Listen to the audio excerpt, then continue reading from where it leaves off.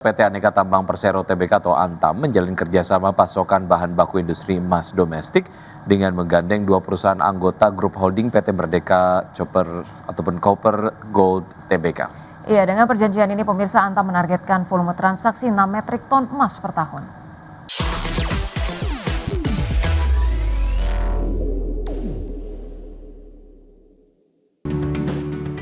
PT Aneka Tambang Persero Tbk menandatangani Gold Sales and Purchase Agreement dengan dua perusahaan anggota grup holding PT Merdeka Copper Gold Tbk. Kerjasama tersebut untuk memastikan kesinambungan pasokan bahan baku industri emas domestik. Perjanjian ini menargetkan total volume transaksi sebesar 6 metrik ton selama 2 tahun. Direktur Komersial Antam, Handi Sutanto, menyatakan kerjasama ini menjadi bukti kedaulatan emas nasional, di mana hasil tambang emas Indonesia diolah menjadi emas murni yang siap dimiliki masyarakat. Hal ini juga merupakan komitmen Antam dalam mensukseskan program hilirisasi pemerintah.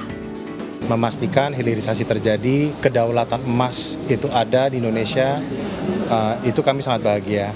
Dan tentunya ini tidak menutup perjanjian-perjanjian berikutnya dengan para penambang-penambang major lainnya di Indonesia. Antam, insya Allah kami siap membeli seluruh hasil tambang dan kami selalu melakukan kerjasama itu secara komersial yang fair.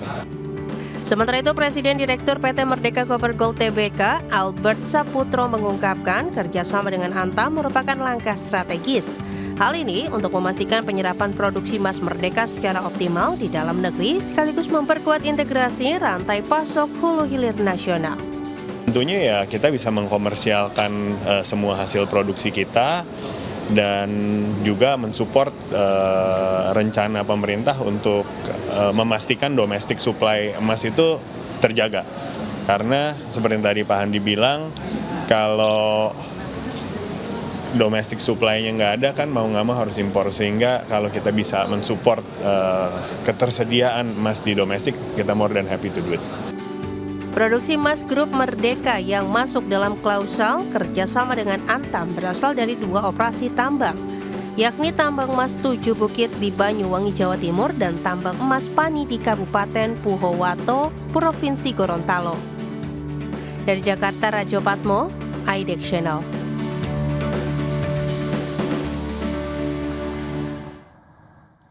Ya, pemirsa, PT Pantai Indah Kapuk 2 Tbk membukukan lonjakan kinerja keuangan sepanjang tahun 2025. Ya, ditopang oleh performa top line yang solid, perseroan meraup laba bersih sebesar 1,14 triliun rupiah atau tumbuh 83,89% year on year.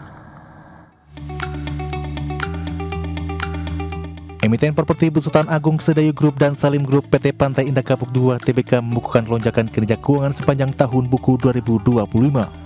Berdasarkan laporan keuangan per 31 Desember 2025, perseroan meraup laba bersih sebesar 1,14 triliun rupiah. Angka ini melesat 83,89% year on year dibandingkan perolehan pada tahun 2024 yang tercatat sebesar 623,91 miliar rupiah. Pertumbuhan laba bersih yang signifikan tersebut ditopang oleh performa top line yang solid. Perseroan mengantongi pendapatan bersih 4,31 triliun rupiah atau tumbuh 52,37% dari posisi tahun sebelumnya senilai 2,83 triliun rupiah. Secara rinci, segmen real estate menjadi kontributor terbesar dengan nilai mencapai 4,27 triliun rupiah. Capaian tersebut meningkat jika dikomparasikan dengan tahun sebelumnya, yakni sebesar 2,83 triliun rupiah. Dari sisi neraca keuangan, total aset perseroan per 31 Desember 2025 mencapai 50,58 triliun rupiah atau tumbuh 8,62% dibandingkan posisi akhir tahun 2024 yang sebesar 46,57 triliun rupiah. Penguatan fundamental juga terlihat dari sisi ekuitas yang melonjak 19,09% secara tahunan menjadi 31,66 triliun rupiah. Di sisi lain, perseroan berhasil menekan total likuiditas sebesar 5,31% menjadi 18,92 triliun rupiah. Berbagai sumber, IDEX Channel.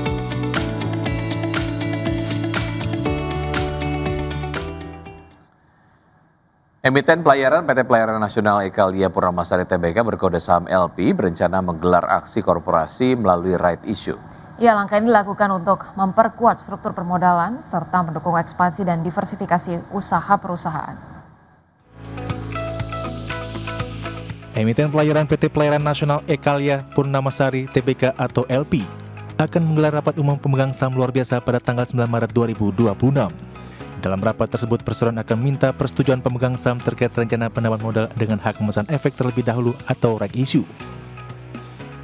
Dalam aksi korporasi ini, LP berencana menerbitkan maksimal 2,11 miliar saham baru dengan nilai nominal Rp100 per lembar saham. Jumlah saham baru tersebut mewakili sekitar 22,18% dari modal didapatkan dan setor penuh setelah pelaksanaan right issue. Manajemen menyebut tambahan modal ini diharapkan dapat memperkuat struktur keuangan perusahaan serta mendukung kinerja operasional mulai ekspansi dan diversifikasi usaha. Dana hasil right issue rencananya akan digunakan untuk likuiditas umum, belanja modal dan modal kerja termasuk investasi serta kegiatan penunjang usaha. Berbagai sumber, ID Action.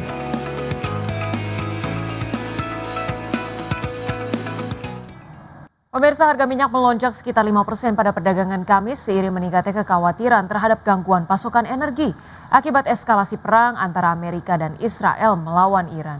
Konflik yang meluas di kawasan Timur Tengah mengganggu jalur pengiriman minyak dan memaksa sejumlah produsen besar di kawasan tersebut memangkas output. Ya pemirsa, minyak mentah berjangka Brent ditutup melesat 4,93% menjadi 85,4 dolar Amerika Serikat per barrel. Sementara itu minyak mentah berjangka West Texas Intermediate melambung 8,51% menjadi 81,01 US dollar per barrel, level tertinggi sejak Juli 2024. Kenaikan harga minyak dipicu oleh terganggunya lalu lintas kapal di Selat Hormuz, jalur pelayaran strategis yang dilalui sekitar 1/5 perdagangan minyak dunia. Gangguan tersebut membuat aktivitas kapal tanker hampir berhenti total dan memicu kekhawatiran pasokan energi global akan terhambat. Analis JP Morgan Chase memperkirakan pasokan minyak dari Irak dan Kuwait dapat mulai berhenti dalam beberapa hari jika Selat Hormuz tetap ditutup. Kondisi itu berpotensi untuk memangkas pasokan hingga 3,3 juta barrel per hari pada hari ke-8 konflik.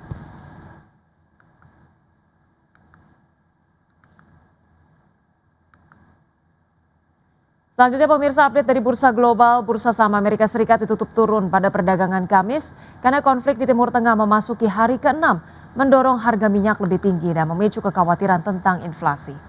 Meluasnya konflik ke lebih banyak negara memicu kekhawatiran akan gangguan di Selat Hormuz yang merupakan titik krusial distribusi energi global.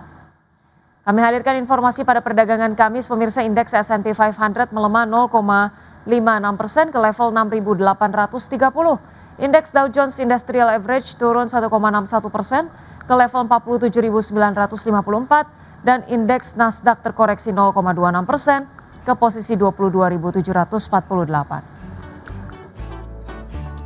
Sementara itu pemirsa, bursa ekuitas Eropa merosot pada perdagangan Kamis setelah rally tajam sehari sebelumnya seiring meningkatnya kekhawatiran investor terhadap konflik di Timur Tengah yang belum menunjukkan tanda-tanda mereda.